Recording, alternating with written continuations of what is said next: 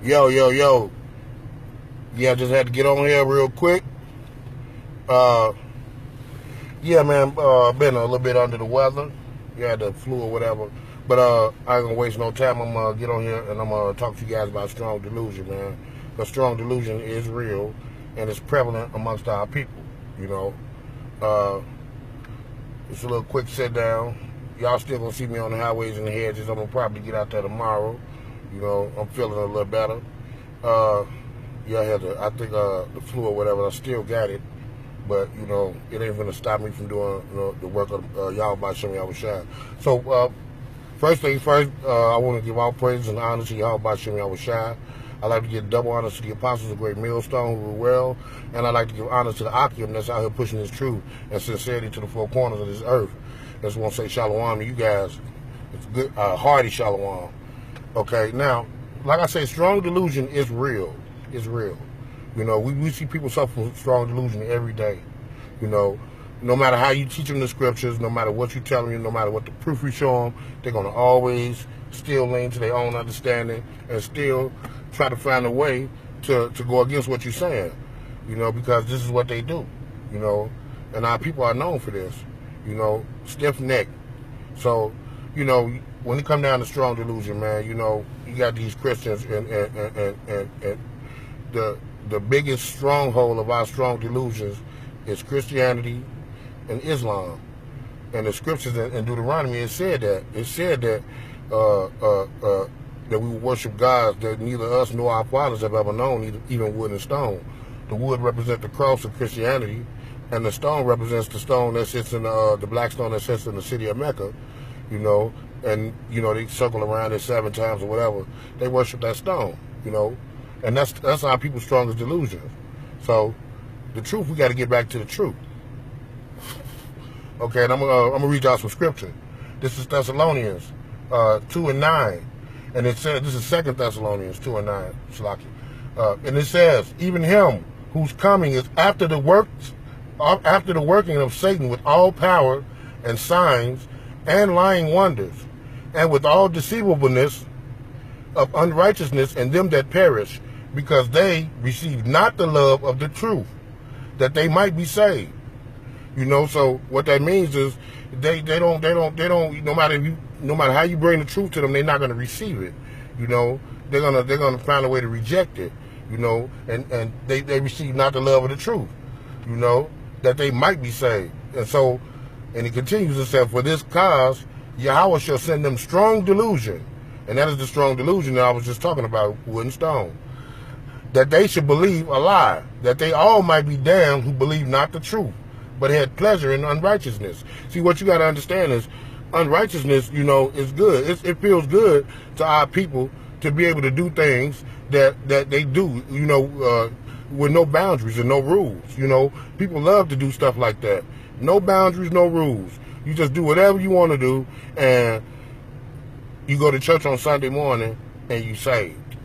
Or the Most High forgave everything you did all throughout the week. That's not how it works. You know, it don't work like that. You know, and it says, and for this cause, God shall send them strong delusion that they should believe a lie. And the lie that they are believing is religion. It's Christianity and Islam. You know, that they all might be damned who believe not the truth. The truth is the scriptures. You know, the same Bible that they try to read to you in the Christian church that they don't understand. And that's why they're under this strong delusion. They don't know the truth. You know, they take a Bible scripture and they run with it, and they make a whole sermon out of 2 or 3 scriptures, and then they take your money and give you feel-good scriptures. You know, he said, but they had pleasure in unrighteousness. They love this. Now, this is Psalms 14:1, and it says, to the chief musician, a psalm of David, the fool have said in his heart, there is no God. They are corrupt. They have done abominable works, and there is none that doeth good. Yahweh looketh down from heaven upon the children of men to see there were any that did understand and seek God. They are all gone aside. They are altogether become filthy. There is none that doeth good, no, not one. So these are the children of men that he's talking about, and they don't believe the truth that's put out before them, that Yahweh Shem Yahweh Shai has put out. What they believe is the lie. the delusion, you know. And the delusion is what got our people locked down. You know, they don't want to believe it. They want to believe that they saved already. But the scriptures say that all of Israel shall be saved. Not is saved, but shall be saved. So they don't want to believe that that we're not saved yet. They want to believe that when they go to church, that's all they need to do. All they got to do is believe that that Yahweh Shai died for their sins, and they're good. And that's not the case. And he said there's none that doeth good, not one. And he's right. And then it says, have all the workers of iniquity no knowledge, who eat up my people as they eat bread, and call not upon Yahweh. So these people they don't have no knowledge. They're just doing whatever the oppressor do, you know, and whatever laws that's set before them, they follow those laws, but they ignore the laws that was given to them by Yahweh, by Shem Yahweh Shai. You know, he gave us 613 laws, statutes, commandments to follow. But instead of us trying to seek those laws and try to keep those laws to the best of our ability, we're worrying about keeping Esau's laws, which is wicked. And this is Psalms 10:3. And it says, for the wicked boasted of his heart's desire, and blessed the covetous whom the Lord abhorreth. So they love these things and what they call blessings. If a person hit the lottery, or if a person run across some money, you know, or whatever, they say, oh, that's a blessing. You know, yeah, and it may be a blessing, but not always from Yahweh by Shem Yahweh Shai, you know, because Yahweh by Shem Yahweh Shai, he'll let you do whatever you do, you know, until your own destruction, especially if you're not called. So it says, for the wicked boasted of his heart's desire. And what is his heart's desire? Money, fame, glory, to be worshipped, to be adored by men, to be superstars, to be put on a pedestal. That's what our people. Boasted. That's their heart's desire. And it said, and blessed the covetous whom the Lord abhorreth. The wicked, through the pride of his countenance, will not seek after Yahweh. So if you get that money, if you win that lottery, you know, if you get that settlement and you get all that money, you don't need God no more. These people don't pray to God no more. They'll get in front of the crowd to sound righteous and say, I just want to thank God for this award. The Most High ain't giving you no fucking award. He don't do awards. The Most High is not to play with, man. He's going to destroy these people, man. And it says, through the wicked, through the pride of his countenance, will not seek after Yahweh. Yahweh is not in all his throats. His ways are always grievous. Thy judgments are far above out of his sight. As for all his enemies, he puffeth at them. He hath said in his heart, I shall not be moved, for I shall never be in adversity. His mouth is full of cursing and deceit and fraud. Under his tongue is mischief and vanity. He sitteth in lurketh places of the village, and the secret places doth he murder the innocent. His eyes are privily set against the poor. And that's these superstars, all these rap stars and everybody. They rap about stuff that is going to get you destroyed. They want you to Molly Percocet. People rapping about drugs. People rapping about the devil and all of this stuff. These things that'll get you destroyed, you know. And then they say he sitteth in the lurking places of the village, and in the secret places does he murder the innocent. His eyes are privily set against the poor, and that's why you see all of these guys, and they all our people. We broke as a joke. And as soon as we get $1 or $2, we look down on everybody else. Our eyes are set against the poor. We look down on them and say, nigga, you ain't on nothing. You ain't doing nothing. Nigga, I got bands. Nigga, I got racks. You know, they say this, and they looking down on their own people instead of trying to help them. And so what our people do that don't got it? They go out there and they do the shit that he's saying in his song so they can try to get where he at, so they can look down on some people and say, oh, nigga, you ain't on this. You ain't on that. And that's what messes our people up, man. This is what's messing our people up, and the scriptures is telling you this, you know. And the scriptures, Christians really get thrown on reading Apostle Paul, you know. The first time you check them, every time you check a Christian, the first place they're gonna run to is the teachings and the writings of Paul, because they don't understand them.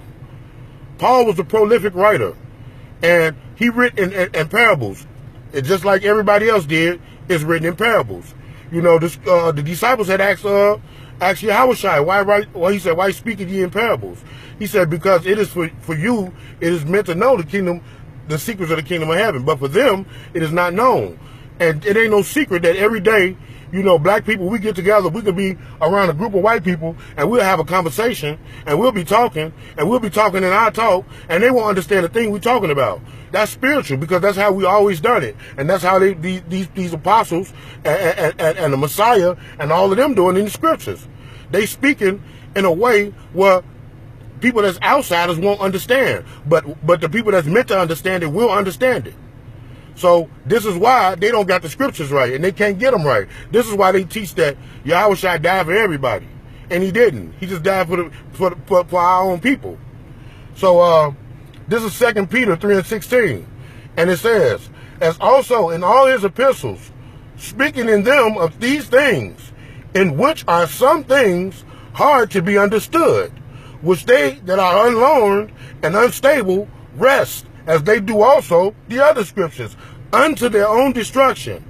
So they sit here and they wrestle with the scriptures under their own, and they don't understand them, and they go quoting Paul. When you try to preach somebody, tell somebody the truth, the first thing they're going to run to Paul and say, well, Paul said this, these scriptures. But that's not what they mean. You know, they don't understand about going to the etymology of words. They don't understand the concept of line upon line, precept upon precept, here a little, there a little. They don't understand none of that.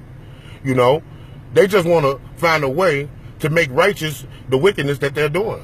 You know, and so this is why, you know, they wrestle with the scriptures of Paul. And this says also in all his epistles, speaking in them of these things, in which are some things that are hard to be understood, which they that are unlearned and unstable rest, which means wrestle with, as they do also the other scriptures, unto their own destruction.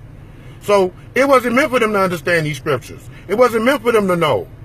But they're going to try to push it on you, and you already know the scriptures. You know? So, man, you know, it's a strong delusion, man. You know, you gotta keep your eyes open, man. If you don't understand the scriptures, man, listen to a brother, man, an Israelite brother. You know, just be led by the Spirit, and you'll understand these scriptures if they was meant for you to know. If you'd have chosen Yahweh B'Shem Yahushua. So with that being said, man, I just want to give all praises, honor, and glory to Yahweh B'Shem Yahushua. I'd like to give double honors to the apostles of Great Millstone who rule well, and I'd also like to give honors to the Akim that's out here pushing his truth and sincerity to the four corners. I just want to say shalom and shalom.